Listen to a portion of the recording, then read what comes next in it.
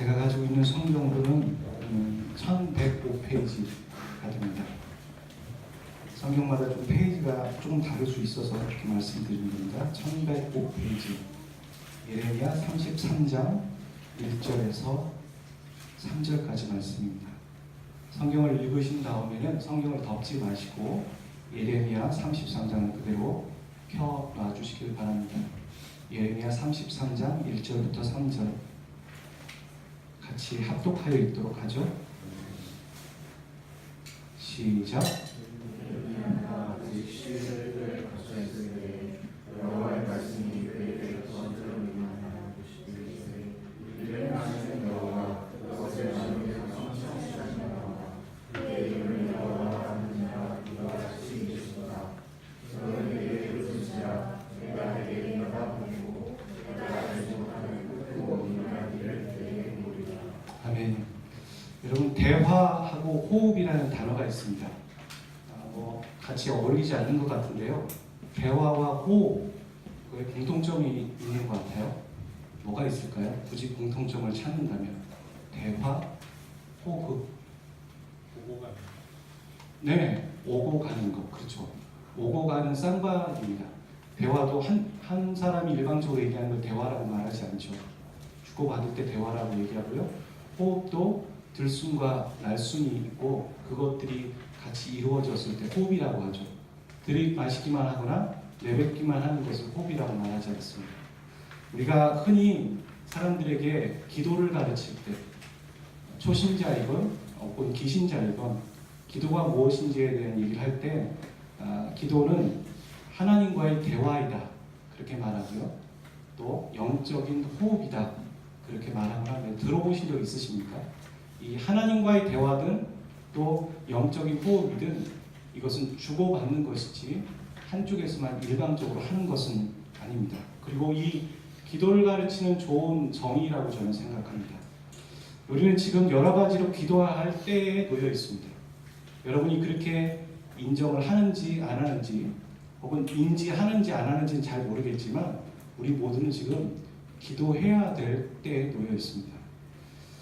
청년의 때이거든요. 인생에 있어서 가장 어찌 보면 절정기이고 선택의 기로에 서 있으며 또 그 선택을 통해서 나중에 여러분의 인생이 달라질 수 있는 여러분의 인생을 책임져야 되는 중요한 기로에 서여 있습니다. 그게 청년의 때입니다. 그래서 기도해야 되고요. 그 기로에 있는 가운데에서 여러분 각자 그런 것들이 있을 겁니다. 개인의 진로 혹은 앞으로 어떤 일을 해야 될지에 대한 비전에 대한 부분이 있을 수도 있고요. 또 나이가 조금 있는 형제 자매들은 내가 누구랑 결혼해야 되지? 어떤 사람하고 만나야 될까? 그런 배우자상에 대한 것들을 기도해야 될 때가 있을지 모르겠습니다. 그리고 진로와 배우자를 뛰어넘기 전에 내 가정의 문제를 해결해야 될 때가 있을 수도 있을 것 같아요. 가정의 갈등, 그것은 상처와도 연관될 수 있을 거예요. 내면 세계죠. 우리의 내면에 있는 상처들을 극복해야 되는 때이기 때문에 우리는 기도해야 되고요. 또한 우리는 우리가 몸담고 있는 공동체를 위해서도 함께 기도해야 됩니다. 왜냐하면 우리가 몸담고 있는 공동체를 기도하지 않으면 우리는 그 공동체에 영향을 받거든요. 여러분 생각해보세요. 제가 만약에 100원을 가져오던 아빠였는데 월급을 200원 가져온다고 생각해보세요. 그러면 아이들이 뭐가 바뀌겠습니까?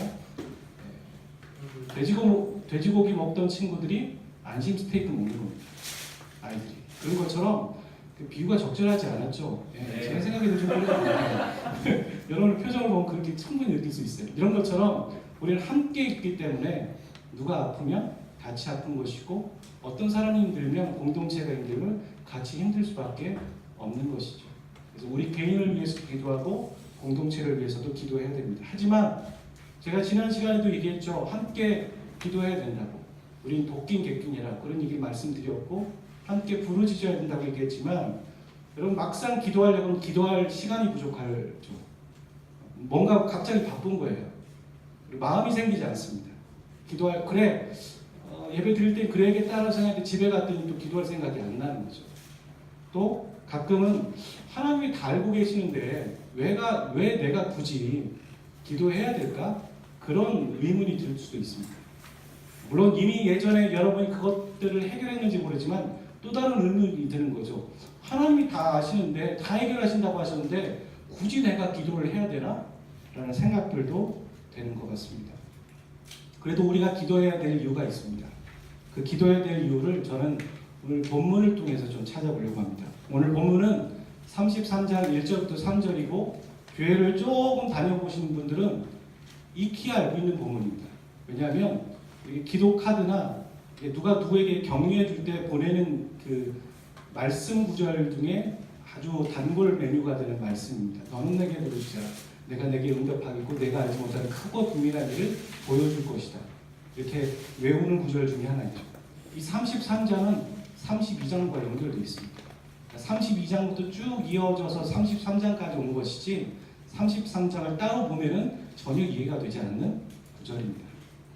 오늘 32장 1절을 한번 같이 저와 여러분 읽어봤으면 좋겠어요. 32장, 제가 그래서 성경을 덮지 말라고 말씀드렸는데 32장 1절 2절까지 32장 1절 2절 읽어보죠. 시작.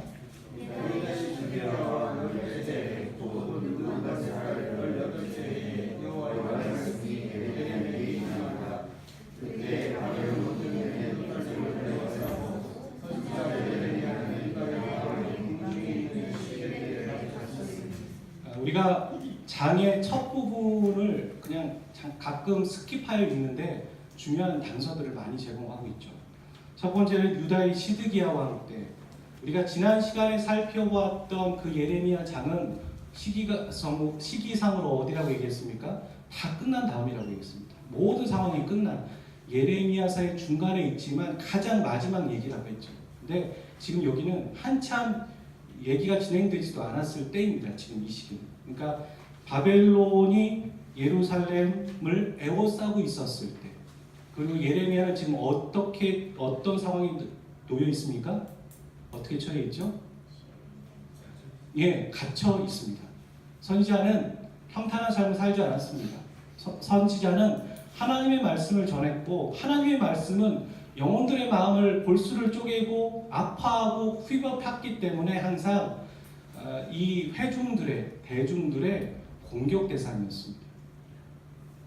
그 공격 대상이었던 선지자가 옥에 갇히는 건 당연한 일이었을지 모르겠습니다. 어찌보면 오늘 우리가 하나님의 말씀을 들고 하나님의 말씀대로 살아가는 것은 쉬운 일 아닙니다. 하나님의 말씀대로 살아가는데 삶이 평탄하다? 아닐 수도 있어요. 오히려 더 힘들 수도 있습니다. 그건 당연한 걸 수도 있고요.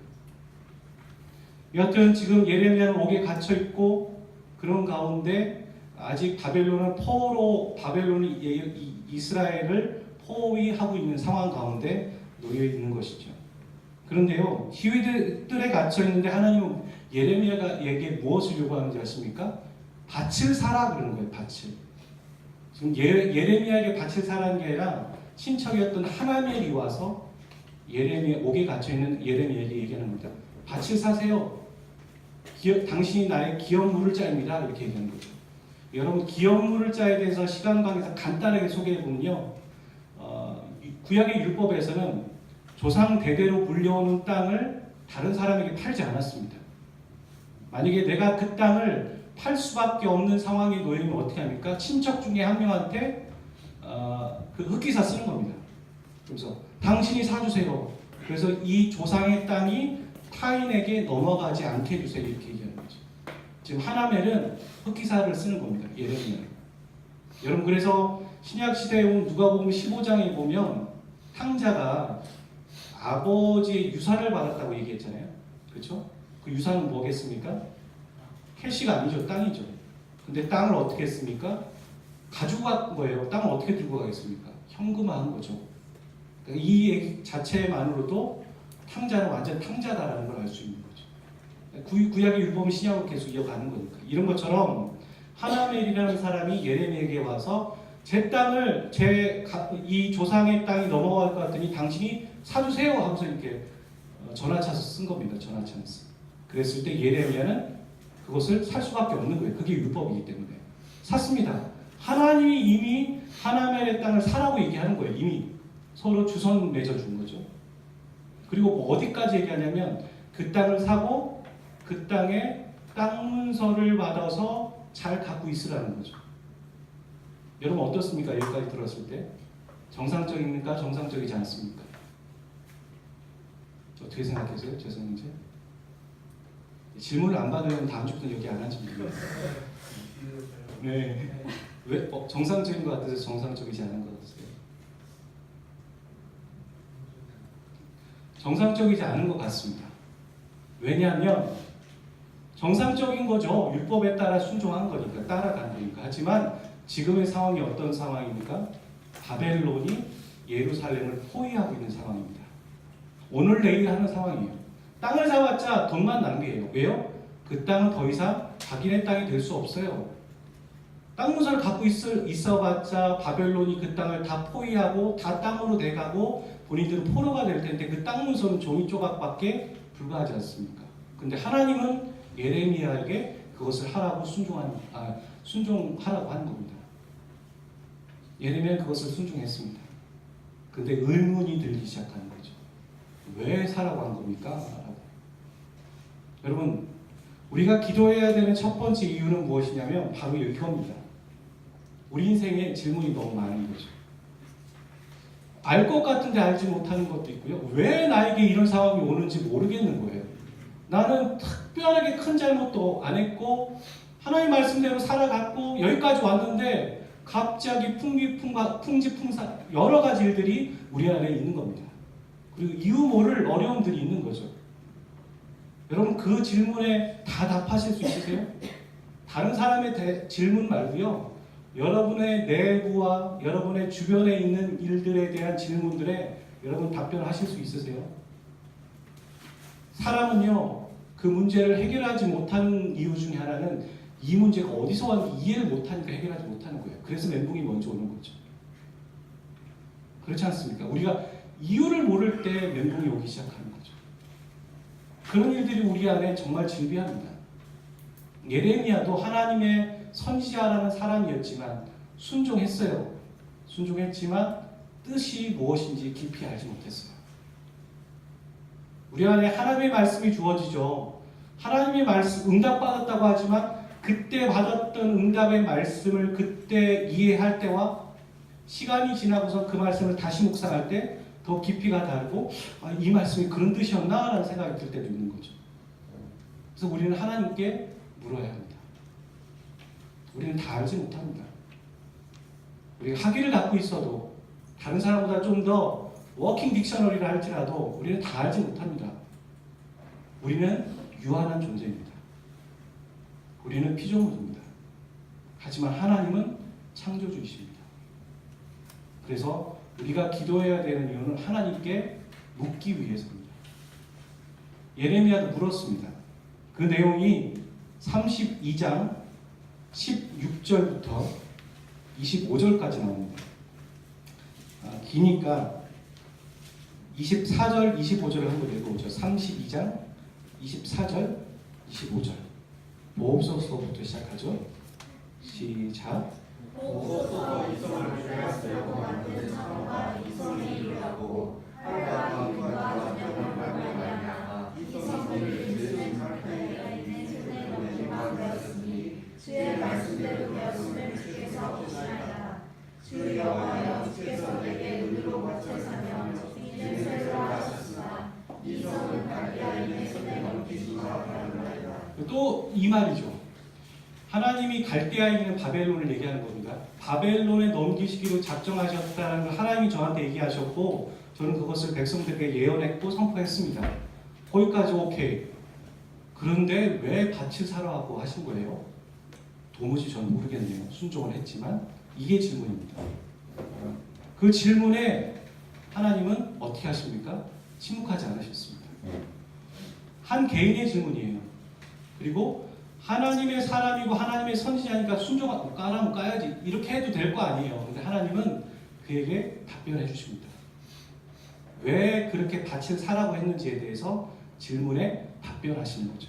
그 내용이 26절부터 44절까지가 답변입니다. 하나님의 응답이고 그 내용 중에 33절부터 39절까지만 한번 읽어보도록 마지막 절까지 읽어보도록 하죠. 33절부터 44절까지 그들이 읽어보죠. 시작.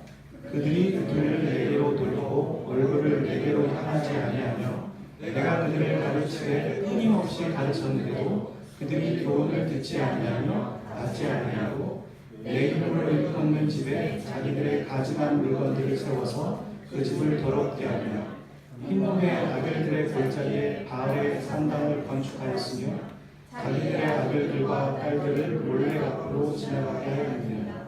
그들이 이러한 가증한 일을 행하여 유다로 범죄하게 한 것은 내가 명령한 것도 아니요 내 마음에 둔 것도 아니니라.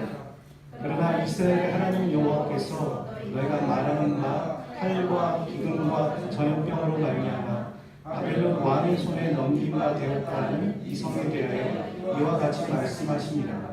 보라, 내가 노여움과 분함과 큰 분노로 그들을 쫓아 보내었던 모든 지방에서 그들을 모아들여 이곳으로 돌아오게 하여 안전하게 살게 할 것이야.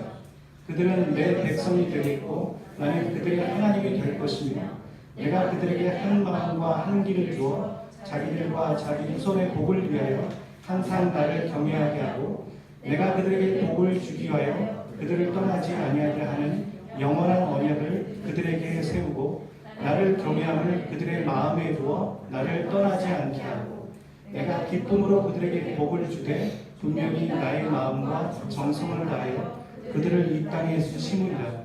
여호와께서 이와 같이 말씀하시니라. 내가 이 백성에게 이 큰 재앙을 내린 것 같이 허락한 모든 복을 그들에게 내리라. 너희가 말하기를 황폐한 사람이나 짐승이 없으며 갈대인의 손에 넘긴 바 되었다는 이 땅에서 사람들이 밭을 사되 베냐민 땅과 예루살렘 사방과 유다 성읍들과 산지의 성읍들과 저지레의 성읍들과 네겝의 성읍들에 있는 밭을 은으로 사고 증서를 기록하여 동인하고 증인을 세우리니 이는 내가 그들의 포로를 돌아오게 함이니라. 여호와의 말씀이니라. 아멘. 하나님이 왜 밭을 사라고 했는지 아시겠습니까? 여러분, 의미 없는 밭을 사라고 하신 이유는 하나님이 이 땅을 지금은 심판하시지만 나중에는 돌아오게 회복시키실 거라는 그 약속을 갖고 계셨던 거죠. 그래서 그 밭을 사고 그 땅 문서를 잘 갖고 있으라는 거예요. 왜요? 나중에 본인이 권리 행사를 할 수 있을 거니까요. 하나님의 약속의 증표가 되는 거죠. 그래서 이 땅을 사라고 한 겁니다. 근데 이 선지자라는 사람도 하나님을 알아가는 사람이에요. 용가리 통뼈가 아니죠. 특별한 사람이 아니에요. 그도 우리랑 똑같은 성정을 갖고 있는 사람이란 말이에요. 그러니까 그가 하나님의 말씀을 들었지만 이해할 수 없는 영역이었던 거예요. 그리고 그의 사고구조에는 뭐가 있었습니까? 바벨론이 이스라엘을 침략한다면 그것으로 끝이구나. 이스라엘이 멸망한다면 그것으로 그 심판으로 이스라엘은 이 지상에서 끝난 거구나. 그런 사고구조를 갖고 있었던 거죠. 오늘 우리의 인생도 그래요. 우리의 삶 가운데 우리가 오랜 목표를 갖고 계획하고 준비한 건데 그게 실패했을 때 어떤 생각이 듭니까? 지구가 무너진 거예요. 다 끝난 것 같아요. 정말 끝났구나. 하나님은 나를 정말 생각은 하고 계셨던 건가? 하나님이 원망스러운 것이고 모든 것이 끝난 것 같은 거예요. 그런 마음이 우리에게 들 때가 있죠. 그러면서 우리의 사고 구조 안에 기본적으로 갖고 있는 게 뭔지 아세요? 하나님은 착한 분이에요. 하나님은 선한 분이에요. 하나님은 은혜의 하나님이세요. 그래서 어둠, 고통 이런 거 싫어하시는 거예요. 하나님을 믿으면 그래서 축복만 받는다고 생각하는 거예요. 그 축복은 인간이 생각하는 우리가 그려놓은 축복이에요. 그런 생각 안 드세요? 그래서 어려움이 오면 이건 하나님이 주신 게 아니야. 그런 생각이 들죠. 제가 말씀 한 구절을 이사야 말씀 45장을 한번 살펴보도록 하겠습니다. 3절부터 읽어볼까요? 시작. 내게 흑암 중에 보아와 은밀한 곳에 숨은 재물을 주어 내 이름을 부르는 자가 나 여호와 이스라엘의 하나님인 줄을 내가 알게 하라. 내가 나의 영향하고 내가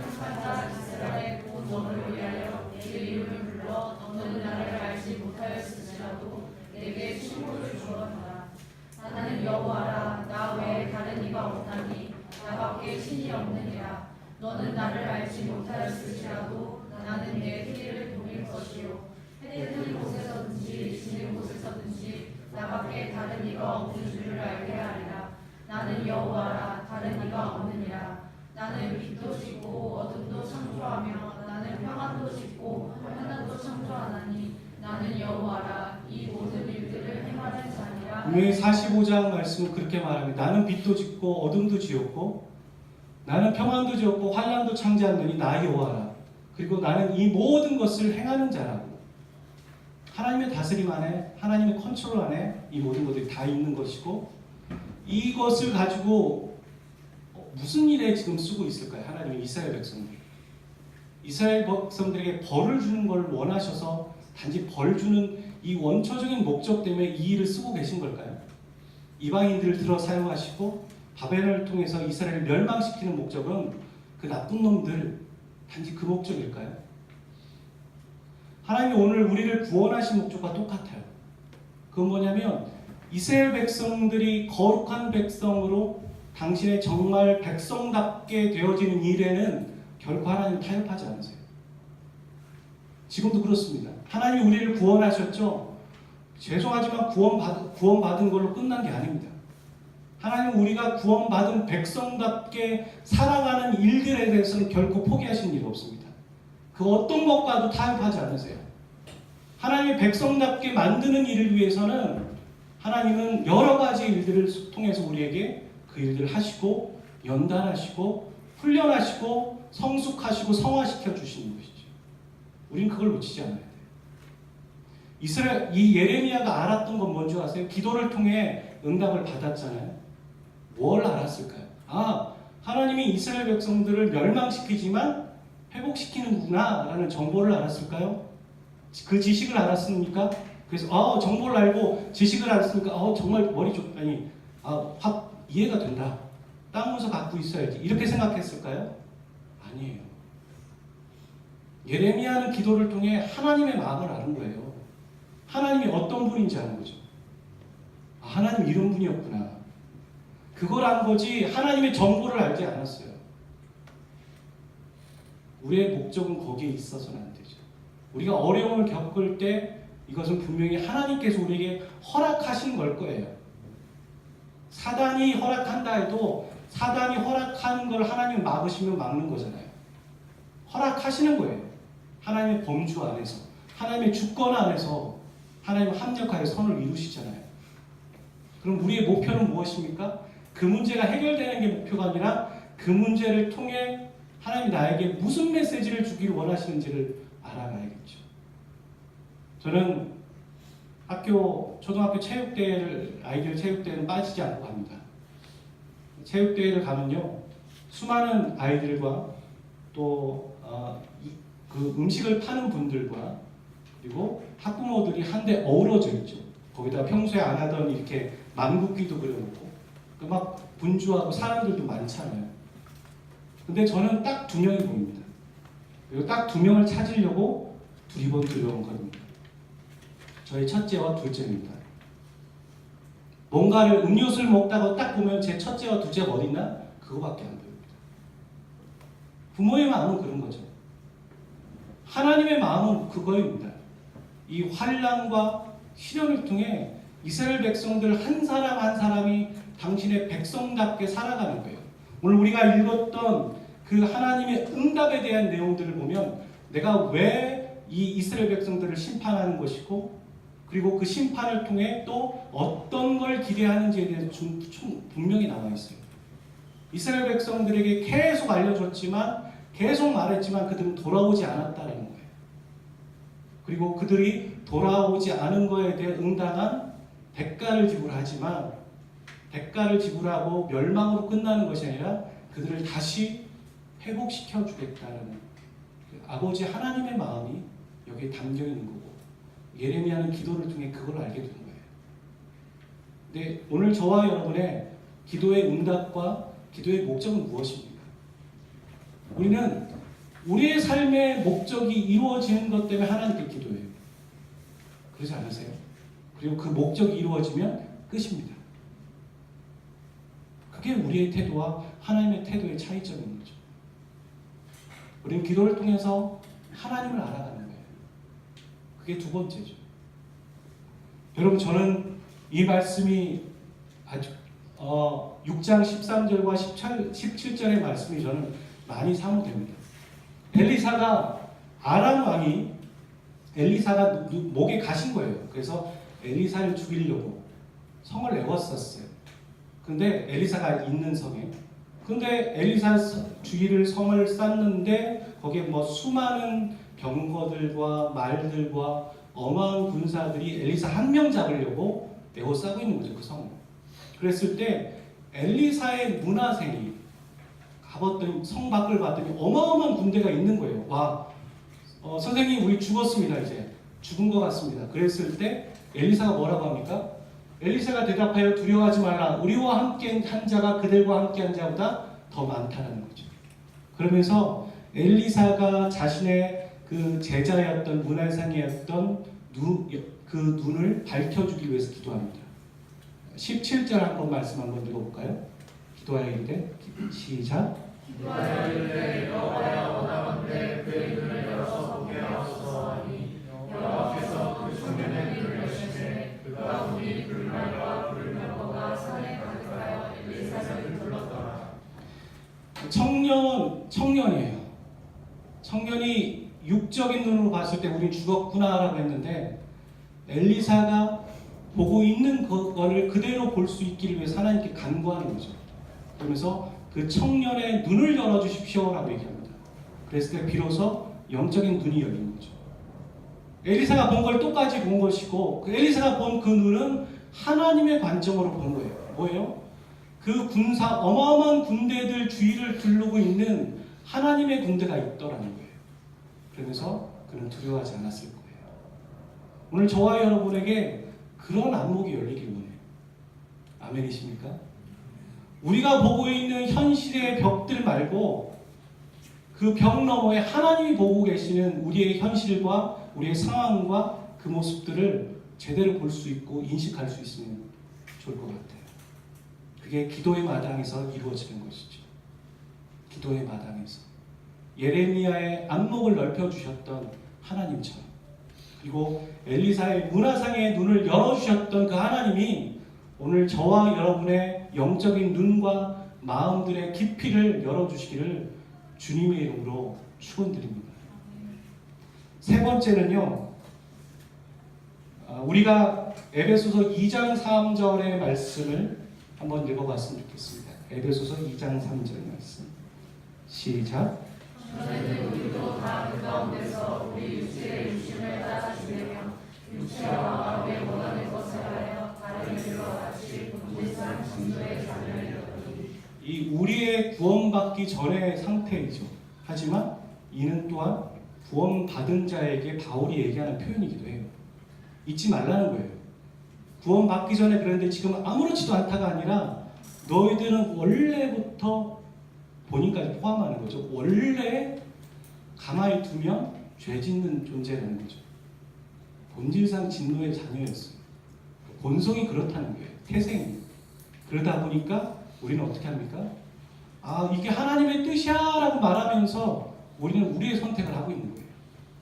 이건 하나님이 원하시는 거야 라고 슬며시 내놓지만 그것은 내가 원하는 선택인 거예요. 그러니까 우리의 선택은 항상 선하지 않습니다. 목사의 선택도 항상 선하지 않습니다. 항상 선하지 않아요. 오히려 항상 악합니다. 그게 더 맞는 얘기예요. 그렇기 때문에 우리는 기도해야 돼요. 기도하지 않고 선택하는 것은 안 됩니다. 아브라함과 룻이 조카가 서로 기업이 많으니까 서로 싸우기 시작한 거예요. 창세기 보면. 그래서 아브라함이 그런 말을 해요. 네가 좌하면 내가 우하고 네가 우하면 내가 좌하겠다. 그새 롯이 어떻게 합니까? 쭉 살펴봤어요. 자기가 원하는 걸 먼저 선택할 수 있으니까. 그래서 뭐라고 합니까? 하나님의 동산 같은 곳을 선택하는, 내가 저기를 선택하겠다. 그 선택한 그곳이 어디입니까? 소돔과 고모라였죠. 우리가 보았을 때 당장 좋은 것이 아닐 수도 있어요. 멸망의 자리일 수도 있어요. 하지만 당장은 십자가의 자리이고 안 좋은 길이지만 그게 더 좋은 선택일 수도 있어요. 항상 이 원칙이 적용되는 건 아니죠. 그러니까 우리는 기도해야 돼요. 하나님께 묻고 하나님 내가 이것이 맞는 것입니까? 좋아 보이는 건데 혹시 룻처럼 그렇게 선택하는 거 아닙니까? 안 좋은 길이지만 그게 하나님이 원하시는 길이라면 내가 선택하겠습니다. 그런 기도가 필요한 것이죠. 묻는 기도. 우리 인생이 죄인이기 때문에 세 번째는 기도해야 되는 겁니다. 마지막 네 번째는 우리가 오해하는 거예요. 기도에 대해서. 우리는 기도를 뭐라고 생각하냐면요. 우리가 원하는 것을 하나님이 들어주시기를 원하는 것. 그러니까 어찌 보면 내 선택이 옳은 것인데 그 선택에 하나님이 힘을 실어 주셨으면 하는 게 기도라고 생각하죠. 그래서 보통 그러지 않습니까? 원하는 것을 기도해 하나님이 다 들어주실 것이다. 그 얘기는 그 안에 뭐가 깔려 있는 겁니까? 우리가 원하는 선택이 항상 옳은 것이다라고 하는 게 깔려 있는 것이죠. 좀 상황이 다릅니다. 우리가 새 가족들에게 그렇게 말할 수 있어요. 당신이 필요하는 것을 기도해 보십시오. 저는 새 가족들에게 그렇게 제안하지 않아야 된다고 생각해요. 해보십시오. 하십시오. 그렇게 해야죠. 여러분 갓난아이에게 걷는데 야 그렇게 걸으면 안 돼. 이렇게 얘기합니까? 걸어봐야 돼요. 넘어져 봐야 돼요. 그렇죠? 넘어지면서 콧방아 찌면서 어떤 가끔 코피 터지면서 일어나는 거예요. 이게 걸음마죠. 하지만 장성한 자에게 한번 걸어봐 이렇게 말하면 안 되잖아요. 새 가족에겐 그렇게 말할 수 있어요. 기도해봐. 무엇이든 기도해라. 하지만 여기 앉아있는 사람 우리는 그렇게 말하면 안 되겠죠. 기도는 무엇입니까? 우리가 원하는 것을 하나님께 떼쓰는 게 기도가 아니에요. 하나님이 원하시는 것에 내가 맞춰가는 게 기도입니다. 여러분 아멘이십니까? 하나님이 내 인생에 하기 원하시는 것들이 무엇인지 궁금하고 또 그것을 내가 맞춰가기로 결정하는 과정들이 기도예요. 그래서 기도의 응답은 하루아침에 이루어지지 않을 수도 있어요. 처절할 수 있어요. 40일 더 오래 걸릴 수 있어요. 다니엘의 기도처럼. 애쓰고 수고해야 될지 모르겠어요. 하지만 그 과정에서 뭐가 바뀝니까? 기도 제목이 바뀌죠. 내가 A라고 기도했는데 나중에 기도할 때 40일 기도를 끝나고 보면 A 다시 E로 바뀌어 있어요. 내가 A라고 시작했는데 어떤 때는 Z가 되어 있어요. 그럴 때가 있는 거예요. 기도 제목이 바뀌는 게 아니라 뭐가 바뀌는 겁니까? 내가 바뀌는 거죠. 그래서 오래 걸리는 겁니다. 가장 바뀌기 어려운 게 뭔 줄 아세요? 내가 바뀌는 거예요. 내 마음이 바뀌는 거고 내 본성이 바뀌기 시작하는 거죠. 그리고 하나님은 거기에 목적이 있으신 거예요. 하나님은 환경을 바꾸고 싶어 하지 않으세요. 내가 바뀌면 환경이 다 바뀌어 있잖아요. 내 마음이 천국이면 세상이 다 천국 같아요. 내 마음이 지옥이면 모든 게 다 지옥인 거지 않습니까? 하나님은 한 영혼 내가 바뀌기를 원하신다는 거죠. 사랑하는 저와 여러분, 기도할 때입니다. 왜 기도해야 되는지는 이거 말고도 훨씬 많아요. 하지만 이 예레미야서를 통해서 오늘 저와 여러분에게 해주시는 메시지가 있다고 생각해요. 너는 내게 부르짖으라.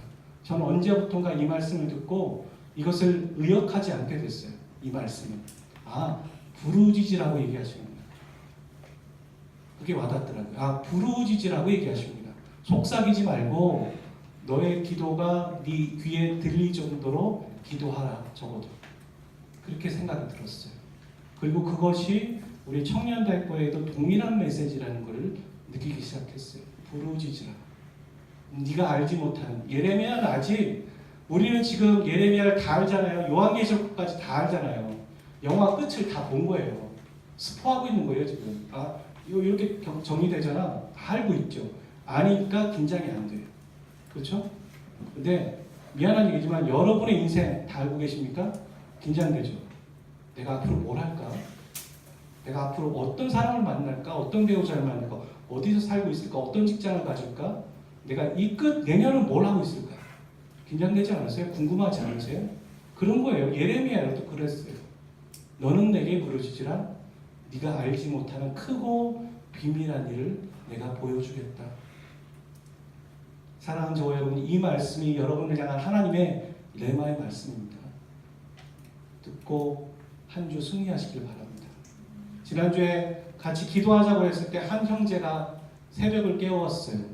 물론 새벽을 깨운 형제만 저는 보이지 않아요. 보이는 건 아니에요.